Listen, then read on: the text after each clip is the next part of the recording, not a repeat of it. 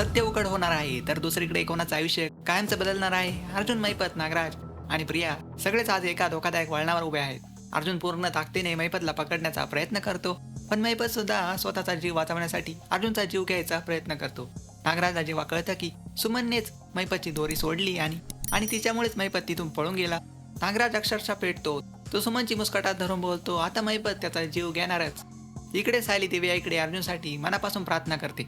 रविराज सायलीला वचन देतो, तू माझीच मुलगी आहेस आणि तुझा अर्जुन मी सुखरूप परत आणीन. अर्जुन हार मानत नाही. तो अखेर महिपतला पकडतो आणि पोलिसांच्या हवाली करतो. प्रियाला कळतं की महिपत पकडला गेला आहे. ती पूर्णपणे शॉक होते. महिपतला समोर पाहून रविराज त्याच्या कानाखाली जोरात ठेवतो, तू माझ्या कुटुंबाच्या जीवावर उठलास, तुझ्यामुळेच माझं आयुष्य उद्ध्वस्त झालं. महिपत पकडला गेला याच समाधानात अर्जुन स्वतःच्या जखमा विसरतो.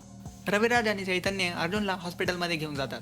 अर्जुन महिपतची उलट तपासणी करतो. सांग, तुला कोणी सुपारी दिली होती? महिपत गप्पा आहे.